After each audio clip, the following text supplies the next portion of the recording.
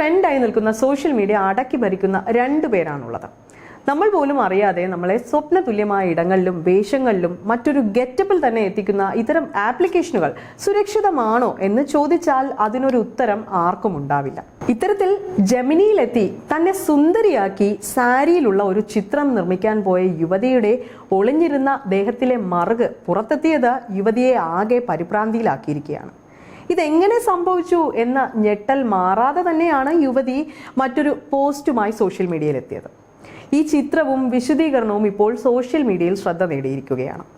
ആ ചിത്രവും യുവതിയുടെ ചോദ്യവും കണ്ടവരെല്ലാം ഞെട്ടുകയും ചെയ്തു. അതുപോലെ തന്നെയാണ് IPS ഉദ്യോഗസ്ഥന്റെ കുറിപ്പ് ശ്രദ്ധിക്കപ്പെട്ടത്. നാനോ ബനാന നല്ലതാണെന്നും ഒരുപക്ഷെ ജാഗ്രത കൈവിട്ടാൽ കാര്യങ്ങൾ കൈവിട്ടു പോകുമെന്നും പറയുന്നുണ്ട്. ഇതിൽ ഒരു വിട്ടുവീഴ്ചയും ചെയ്യരുത് എന്ന മുന്നറിയിപ്പുമായാണ് ഈ IPS ഉദ്യോഗസ്ഥൻ എത്തിയത്.